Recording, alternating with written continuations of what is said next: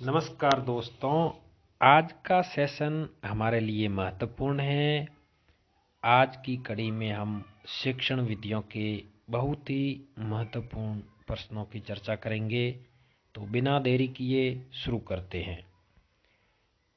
प्रत्येक इकाई के साथ ही मूल्यांकन होना क्या कहलाता है?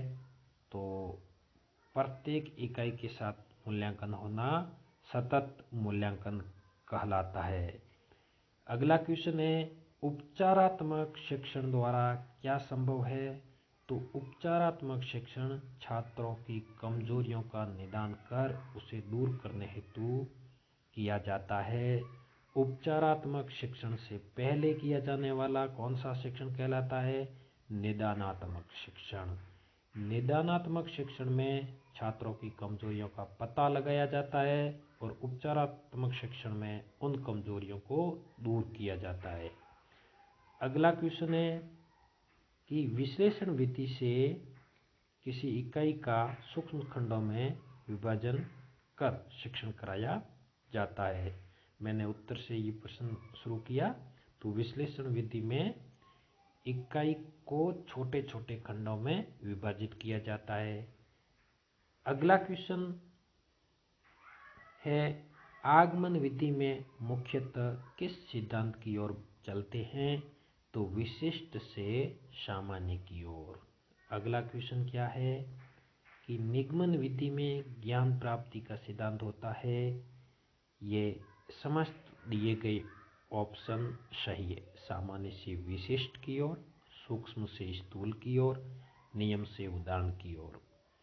निगमन विधि आपको पता होगा दोस्तों, यह एक अमनोवैज्ञानिक विधि है। अगला प्रश्न, जब कभी हम बालकों के समक्ष बहुत से तथ्य, उदाहरण या वस्तुएं प्रस्तुत करते हैं और उनसे अपने स्वयं के निष्कर्ष निकलवाने का प्रयास करते हैं, तब हम शिक्षण की किस विधि का प्रयोग करते हैं? तो वह है आगमन विधि। बालक का परिवार, समाज एवं विद्यालय से संबंधित है। ये अनौपचारिक संबंधित है। एपिडाइस्कोप किसका सुधरा हुआ रूप है? मैजिक, लेस्ट्रन एवं एपिस्कोप। एपिडाइस्कोप किसी भी आकृति को, चित्र को बड़ा करके दिखाया जाता है। यह एक शिक्षण सामग्री के रूप में प्रयोग किया जाता है, जो कि एक दृश्य साधन है। अगला बहुत ही महत्वपूर्ण प्रश्न है कि अभिक्रमित अनुदेशन रेखीय का प्रारंभ करता कौन है? तो बी.एफ. स्किनर। बी.एफ. स्किनर अभिक्रमित अनुदेशन शिक्षण विधि का प्रारंभ करता है। अभिक्रमित अनुदेशन का प्रकार कौन सा नहीं है? तो ये बहुत महत्वपूर्ण है। इसके 3 प्रकार में है, रेखीय व सांख्यिकीय, कंप्यूटर सहायक अनुदेशक और मैथेटिक। लेकिन अनुरूपीय शिक्षण अनुदेशन नहीं है। अगला बहुत ही महत्वपूर्ण क्वेश्चन है, शिक्षण उद्देश्यों का वर्गीकरण मुख्यतः किसने किया? तो बी.एस. ब्लूम ने शिक्षण उद्देश्यों का वर्गीकरण किया। अगला क्वेश्चन है, इकाई योजना का निर्माण किसने किया था? तो इकाई योजना का निर्माण मॉरिसस ने किया था। मॉरिसस। इसी से जुड़ा हुआ, पाठ योजना की पंचपदी प्रस्तुत किसने दी? यह दी थी हर्बर्ट। पाठ योजना में कितने पद दिए? 5 पद। किसने दिए? हर्बर्ट ने। और इकाई योजना का निर्माण किसने किया? मॉरिसस ने।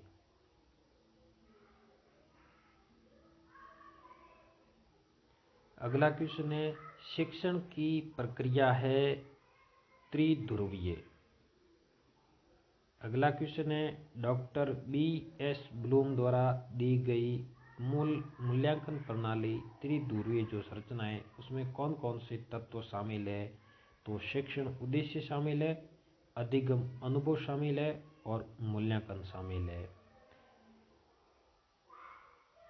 अगला क्वेश्चन है, जॉन ड्यूयू के अनुसार उद्देश्य है, ये उपयुक्त सभी है। पूर्वदर्शित लक्ष्य किसी क्रिया को संचालित करता है, किसी व्यवहार को प्रेरित करता है। अगला क्वेश्चन है, अंतःक्रिया विश्लेषण का विकास किया फ्लेडर ने। फ्लेंडर ने। कीडरगार्टन विधि का विकास किसने किया? फ्रोबेल ने। इकाई मॉरिशस हर्बर्ट की पंचपदी और कीडरगार्टन विधि फ्रोबेल और अंतःक्रिया विश्लेषण फ्लेडर। शिक्षण में ब्लूप्रिंट का मतलब है प्रश्न पत्र निर्माण की आधारशिला। अगला क्वेश्चन है, किसने ज्ञानात्मक पक्ष के उद्देश्यों को प्रस्तुत किया? ज्ञानात्मक उद्देश्यों को प्रस्तुत करने वाला शिक्षाविद है ब्लूम। अगला क्वेश्चन है, आगमन विधि को अन्य किस नाम से जाना जाता है? आगमन विधि को अन्य उदाहरण विधि के नाम से जाना जाता है। अगला महत्वपूर्ण प्रश्न है, दल शिक्षण का प्रयोग सर्वप्रथम कहाँ किया गया? तो 1 नंबर है हार्वर्ड विश्वविद्यालय में। मैंने अब जूम कर दिया है। अब अगले क्वेश्चन की ओर चलते हैं। बहुत ही महत्वपूर्ण क्वेश्चन है, वह परीक्षण के किसी परीक्षण के प्रत्येक प्रश्न का उत्तर सभी बालकों द्वारा सही किया जाता है, अतः परीक्षण में किस गुण का अभाव है? ऐसे परीक्षण में विभेदकारिता का अभाव पाया जाता है, क्योंकि सभी प्रश्न के जवाब सभी छात्र दे रहे तो उसमें विभेद तो हो ही नहीं रहा है। किसने मूल्यांकन प्रक्रिया को त्रिमुखी बताकर त्रिकोण के रूप में प्रस्तुत किया? तो ये आपको पता ही है, ब्लूम ने। अभी अपन ने पहले ही प्रश्न में इसको देखा था। एक बार दोस्तों बताओ कि ब्लूम की जो मूल्यांकन प्रक्रिया के त्रिमुखी है उनमें कौन कौन से 3 तत्व है? एक मैं बता देता हूँ, मूल्यांकन। 2 आपको बताने हैं। खेल विधि के साम्योन्वेषण सिद्धांत के प्रवर्तक कौन है? तो इसका उत्तर होगा पियाजे, जीन पियाजे। इसी प्रकार अगला क्वेश्चन है जो मैंने निशान कर दिए है, ये महत्वपूर्ण क्वेश्चन है, इन्हीं की चर्चा करेंगे। विद्यार्थी विषय वस्तु संबंधी उदाहरण दे सकेंगे, इसमें अवबोध उद्देश्य की पूर्ति होती है। उपलब्धि परीक्षण की मुख्य विशेषता होनी चाहिए। तो उपलब्धि परीक्षण की मुख्य विशेषता क्या होनी चाहिए? आप बताएं इसका उत्तर। शिक्षण उद्देश्यों को ध्यान में रखकर बनाया जाए। क्या उपलब्धि परीक्षण में शिक्षण उद्देश्यों को ध्यान में रखकर बनाया जाए? दूसरा ऑप्शन, पाठ्यक्रम को ध्यान में रखकर बनाया जाए। क्या विद्यार्थी का वर्गीकरण कराने में सक्षम हो? तो इस प्रश्न का उत्तर है उपयुक्त सभी। अगला क्वेश्चन है, मॉरिशस उपागम की विशेषता है। ऑप्शन है, इसमें शिक्षण उद्देश्यों पर बल दिया जाता है, विषय वस्तु को छोटी छोटी इकाइयों में बांटा गया है, अधिगम स्तर पर बल दिया गया है, मूल्यांकन पर बल दिया गया है। तो इसका उत्तर दोस्तों क्या होगा? शाबाश, जल्दी बताओ। विषय वस्तु को छोटी छोटी इकाइयों में बांटा गया है। अगला क्वेश्चन, मूल्यांकन वह प्रक्रिया है जिसमें पता लगाया जाता है कि शिक्षण उद्देश्य किस सीमा तक प्राप्त हुए, विद्यार्थियों में व्यवहार परिवर्तन कितना हुआ, अधिगम अनुभव कितने प्रभावी रहे और उपयुक्त सभी। तो मूल्यांकन वह प्रक्रिया है जिसमें इन सभी तत्वों का ध्यान में रखा जाता है। मुझे पता है कि आपने इसका उत्तर सही दिया होगा। अगला क्वेश्चन है, मूल्यांकन प्रक्रिया में नील पत्र को माना जाता है। शाबाश, उत्तर दीजिए। उपलब्धि परीक्षण निर्माण की आधारशिला, शिक्षण की आधारशिला, विद्यालय की आधारशिला, इनमें से कोई नहीं। तो उपलब्धि परीक्षण निर्माण की आधारशिला। अगला शाबाश प्रश्न है, उत्तर सभी को देना है। मूल्यांकन प्रक्रिया को त्रिकोणात्मक रूप में किसने व्यक्त किया है? प्रश्न बार बार रिपीट हो रहा है। ब्लूम ने। किसने? ब्लूम ने। कौन कौन सी 3 त्रिकोण तत्व थे वो आपको बताना है। अगला क्वेश्चन है, परीक्षण की वस्तुनिष्ठता बढ़ाने के लिए किस प्रकार के प्रश्न बनाने चाहिए? क्या निबंधात्मक, लघु उत्तरीय, वस्तुनिष्ठ? उपयुक्त में से कोई नहीं। शाबाश, इसका उत्तर क्या होगा? वस्तुनिष्ठ। अगला क्वेश्चन, विभेदकारी परीक्षा अंतर करती है। कैसे छात्रों में ये अंतर करती है? क्या प्रतिभावान छात्रों में, क्या सामान्य छात्रों में, क्या कमज़ोर छात्रों में, क्या इन सभी छात्रों में? शाबाश, सही उत्तर होगा सभी छात्रों में। अगला अच्छा प्रश्न है, जब किसी प्रश्न का उत्तर प्रत्येक छात्र द्वारा सही दे दिया जाए तो वह प्रश्न नहीं होगा, विभेदकारी नहीं होगा। यह भी प्रश्न रिपीट हुआ है, इसलिए मैंने इसका उत्तर सीधा बता दिया। अगला सामान्य सा क्वेश्चन है, आपको बताना है वस्तुनिष्ठ प्रश्नों का प्रकार है बहुविकल्पीय प्रश्न, रिक्त स्थान पूर्ति प्रश्न, सत्य असत्य प्रश्न या उपयुक्त सभी। शाबाश शाबाश दोस्तों, हाँ इसका उत्तर है क्या होगा, उपयुक्त सभी। अगला क्वेश्चन है, अवरोह अभिकर्मिक अनुदेशन में अधिक बल दिया जाता है व्यवहार परिवर्तन पर, विशेष स्वामित्व पर, उपचारात्मक शिक्षण पर, इनमें से किसी पर भी नहीं। बहुत ही महत्वपूर्ण प्रश्न, इसका उत्तर क्या होगा, अवरोह अभिकर्मित अनुदेशन में अधिक बल दिया जाता है उपचारात्मक शिक्षण पर। अगला क्वेश्चन है, अध्यापक अभ्यास हेतु थोड़े से समय के लिए छोटे से समूह को चुनता है और इस अवधि में किसी एक ही कौशल का उसे अभ्यास कराया जाता है। यह कौन सी अध्यापन प्रणाली है? तो यह है एक ही कौशल का मतलब सूक्ष्म अध्यापन प्रणाली। अगला बहुत ही महत्वपूर्ण प्रश्न है दोस्तों, आपको बताना पड़ेगा बालो उद्यान शिक्षण पद्धति के जन्मदाता कौन है? बाल उद्यान, तो बाल उद्यान ये शिक्षण पद्धति के जन्मदाता है फ्रोबेल। अगला क्वेश्चन देखते हैं, शिक्षा के क्षेत्र में नव आगंतुक कौन सा है? तो फ्लैटफोर्ड। अगला क्वेश्चन भी अच्छा है, कक्षा गृह में कितनी मिलीमीटर की फिल्म प्रदर्शित की जाती है? 16 मिमी। ऐसे क्वेश्चन सामान्य रूप से पूछे जाते हैं और इसका उत्तर है 16 मिमी। अगला भी अच्छा क्वेश्चन है, विभिन्न परीक्षकों द्वारा अंकन कराने के बाद यदि कोई परीक्षण समान अंक प्रदान करें तो वह होगा वस्तुनिष्ठ, क्योंकि वस्तुनिष्ठ में भावात्मक रूप से एग्जामिनर का, परीक्षक का प्रभाव नहीं पड़ता है। नील पत्र का उद्देश्य क्या है? शिक्षण उद्देश्यों को अंक बार देना, विषय वस्तु को अंक बार देना, प्रश्नों का अंक बार देना। तो इस प्रकार नील पत्र का उद्देश्य उपयुक्त सभी। अगला क्वेश्चन है, विद्यार्थियों की गलतियों एवं कमजोरियों का पता लगाया जाता है कौन से परीक्षण में? विद्यार्थियों की गलतियों एवं कमजोरियों का पता लगाया जाता है पता लगाना निदानात्मक में और कमजोरियों को दूर करना उपचारात्मक शिक्षण में। निदानात्मक परीक्षण के बाद जरूरत पड़ती है किसकी? उपचारात्मक शिक्षण। यहाँ से एक क्वेश्चन पक्का आएगा, गलतियों का पता लगाना और गलतियों को दूर करना, दूर उपचार के माध्यम से, पता निदान के माध्यम से। अगला महत्वपूर्ण प्रश्न है, अच्छे परीक्षण का गुण क्या होता है? उपयुक्त सभी होता है। नहीं, वस्तुनिष्ठता पाई जाती है, अर्थात कोई भी परीक्षक चेक करे तो उसमें परिणाम अंकों में ज़्यादा अंतर नहीं आना चाहिए, वो विश्वसनीय होनी चाहिए, अर्थात बड़े स्तर पर उसकी मान्यता होनी चाहिए, वैधता होनी चाहिए, अर्थात जिस उद्देश्य को लेकर के वो बनाया गया है उस उद्देश्य को पूर्ण करता हो। अगला क्वेश्चन क्या है, भावात्मक पक्ष के मापन हेतु उपयुक्त मापनी क्या है? अभिवर्ती मापनी। इसी प्रकार अगला क्वेश्चन है, क्रियात्मक पक्ष का मूल्यांकन कौन से परीक्षण में होता है? प्रायोगिक परीक्षा में।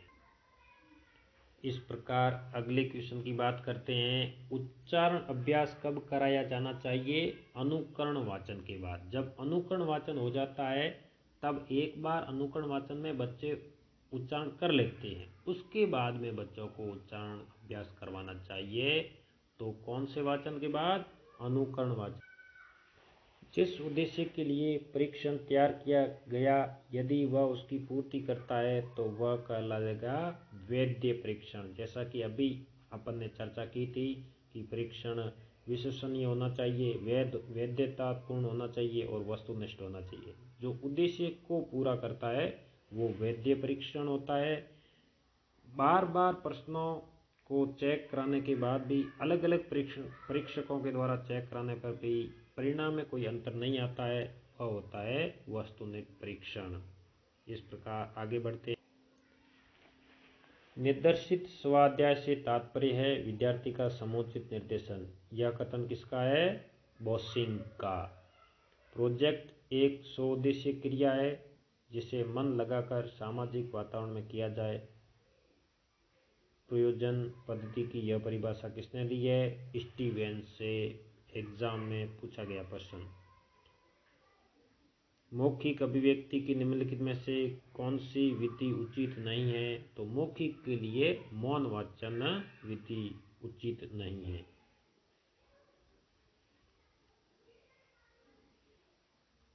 अगले बहुत ही महत्वपूर्ण प्रश्न है, वह कौन सा वाचन है जो गद्य में प्रयुक्त होता है परंतु पद्य में नहीं? मौन वाचन गद्य के लिए उपयोगी है लेकिन पद्य में नहीं।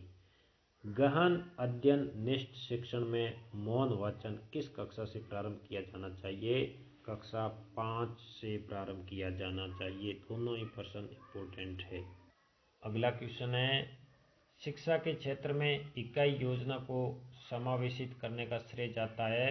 इकाई योजना का मतलब है मॉरिसन। ये दूसरी बार प्रश्न रिपीट हुआ है, ध्यान से रट लेना प्रश्न को। अगला क्वेश्चन, इकाई किसी समस्या या योजना से संबंधित सीखने वाली क्रियाओं की समानता या एकता का निर्माण करती है। यह कथन किसका है? यह कथन है रिस्क का। अगला क्वेश्चन है, पाठ योजना के 5 सोपान पंचपद जिसे कहते हैं किसने प्रस्तुत किए? ये आपको पता है, हर्बर्ट ने, पंचपदी। अगला क्वेश्चन है, पाठ योजना का मुख्य पद होता है प्रस्तावना, पुनरावृत्ति, प्रस्तुतिकरण, तो उपयुक्त सभी। अगला क्वेश्चन है, पाठ योजना निर्माण का सर्वाधिक लाभ मिलता है। बहुत ही महत्वपूर्ण क्वेश्चन। तो सर्वाधिक लाभ मिलता है किसको? शिक्षक को, न कि विद्यार्थी को। अपन ऐसे प्रश्नों में विद्यार्थी कर देते हैं। बिल्कुल ज़्यादा लाभ होगा शिक्षक को। बहुत ही महत्वपूर्ण प्रश्न है, पाठ योजना में सर्वप्रथम किसके निर्माण की आवश्यकता होती है? सबसे पहले शिक्षण उद्देश्यों की। बहुत बहुत महत्वपूर्ण दोस्तों, ऐसे क्वेश्चन आते हैं तब हम अक्सर भ्रम में चले जाते हैं, पूर्वाग्रह के शिकार हो जाते हैं। तो पाठ योजना में सर्वप्रथम किसके निर्माण की आवश्यकता होती है? शिक्षण उद्देश्यों की। अगला क्वेश्चन है, शिक्षण कौशलों के विकास के लिए व्यवस्था की जाती है। किसके लिए? शिक्षण कौशल जो शुरुआत में सिखाए जाते हैं उसके लिए सूक्ष्म शिक्षण की आवश्यकता होती है। मूल्यांकन एक निरंतर चलने वाली प्रक्रिया है जो कि संपूर्ण शिक्षा प्रणाली का एक आवश्यक हिस्सा है और शैक्षिक उद्देश्यों से संबंधित है। यह कथन किसका है? कोठारी कमीशन का। क्या? मूल्यांकन एक निरंतर चलने वाली प्रक्रिया है जो कि संपूर्ण शिक्षा प्रणाली का एक आवश्यक हिस्सा है और शैक्षिक उद्देश्यों से संबंधित है। कोठारी कमीशन। अगला प्रश्न है, बार बार प्रयोग करने पर यदि कोई परीक्षण समान परिणाम दे तो वह क्या कहलाएगा? विश्वसनीय। क्योंकि अलग अलग शिक्षकों द्वारा किया तो भी उसमें कोई परिवर्तन नहीं हुआ, इसका मतलब उस परीक्षण में क्या है? विश्वसनीयता है। बालक को किस सोपान में पता चल जाता है कि उसे क्या पढ़ना चाहिए? प्रस्तावना में। बालक के वाचन संबंधी दोषों का निवारण अध्यापक कैसे कर सकता है? अनुकरण वाचन के बाद श्यामपट्ट की सहायता से। आगमन विधि का प्रमुख दोष है ज्ञान धीमी गति से प्राप्त होता है। ज्ञान धीमी गति से प्राप्त होता है, ये आगमन विधि का प्रमुख दोष है। निम्नलिखित में तर्क प्रधान विधि है विश्लेषण विधि। अभ्यास व सिद्धांत के मध्य समन्वय की उचित विधि है अधिन्यास विधि। निरीक्षित स्वाध्याय विधि का गुण है सभी पिछड़े बालकों को उपयुक्त ढंग से शिक्षा देना, विद्यार्थियों की पाठ्य वस्तु का गहनता से विकास करना, व्यक्तिगत शिक्षा क्रियाओं को अधिक बल देना, बालकों को कम से कम बताना चाहिए तथा उन्हें अधिक से अधिक ज्ञान को खोजने के लिए प्रेरित करना चाहिए। यह कथन किसका है? Herbert Spencer. शिक्षण में दृश्य श्रव्य सामग्री का लाभ है। क्या लाभ है? शिक्षण को सरल, रोचक एवं बोधगम्य बनाना। अगला क्वेश्चन क्या है कि शिक्षण में सहायक सामग्री का प्रयोग व्यवहार के किस पक्ष को अधिक प्रेरित करता है? क्रियात्मक पक्ष। ऐसे क्वेश्चन आते हैं और ऐसे क्वेश्चन आते हैं तब हम हो जाते हैं पूर्वाग्रह के शिकार। ऑप्शन में अपना तुक्का लगाते हैं और तुक्का कभी सही नहीं होता। तो शिक्षण में सहायक सामग्री का प्रयोग व्यवहार के किस पक्ष को अधिक प्रयोग करता है? ये तो क्रियाएं हो रही है, सीधी बात है। गहन अध्ययन से तात्पर्य क्या है? गहन अध्ययन का मतलब गहनता से, तो इसका मतलब सूक्ष्म। बालक बालिकाओं को शुक्ति भंडार की वृद्धि किस अध्ययन से होती है? ये गहन अध्ययन से होती है। अनुमिति की आवृत्ति कब होती है? पूरा अनुच्छेद पढ़ चूकने के बाद। अगला महत्वपूर्ण क्वेश्चन है, फिल्म स्क्रिप्ट किस सहायक सामग्री का अंग है? ये तो केवल दृश्य है। दृश्य में एपिडाइस्कोप भी क्या है? दृश्य है। अगला क्वेश्चन, निम्नलिखित में कौन सी रचना शिक्षण की विधि नहीं है? भाष्य विधि नहीं है। अगला महत्वपूर्ण क्वेश्चन क्या है? प्रायोजना विधि के जन्मदाता कौन है? किलपेट्रिक। बहुत अच्छा क्वेश्चन, सामाजिक विज्ञान एसएसटी के लिए और पर्यावरण शिक्षण के लिए महत्वपूर्ण क्वेश्चन है प्रायोजना विधि। प्रायोजना एक समस्या प्रधान कार्य है जो अपनी स्वाभाविक परिस्थितियों में पूर्ण किया जाता है। यह कथन किसका है? ये स्टीवेंस का कथन है, ध्यान रखना। प्रोजेक्ट विधि का सोपान क्या है? सभी है। परिस्थिति पैदा करना, व प्रोजेक्ट का चुनाव करना, योजना बनाना एवं उनका क्रियान्वयन करना, कार्य का मूल्यांकन करना व रिकॉर्ड रखना। अगला क्वेश्चन है, प्रयोगशाला विधि किस सिद्धांत पर आधारित है? प्रयोगशाला विधि करके सीखना। प्रयोजना विधि के जन्मदाता किलपेट्रिक किसके शिष्य थे? जॉन डुई के। खोज विधि का प्रतिपादक किसने किया? आर्मस्ट्रॉन्ग ने। हॉर्ट्यूंग शब्द किस भाषा का है? यूनानी का। विश्लेषण विधि के ठीक विपरीत संश्लेषण विधि। बालकों के लिए क्या कठिन रहता है? लिखना सीखना। बालकों को लिखने के लिए कब प्रेरित किया जाना चाहिए? मांसपेशियों में जब संतुलन स्थापित हो जाता है उसके बाद। और लिखते समय किस बात पर ध्यान देना चाहिए? लेखन चक्र अधिक लंबा नहीं हो, बिल्कुल कम हो। इस प्रकार आज की क्लास अपन यहीं समाप्त करते हैं। कल इस क्लास को अपन आगे करेंगे अगले वीडियो में। धन्यवाद। अधिक से अधिक दोस्तों तक शेयर करो, चैनल को सब्सक्राइब करो, लाइक करो, और भी इस प्रकार से चाहिए तो आप कमेंट करिए।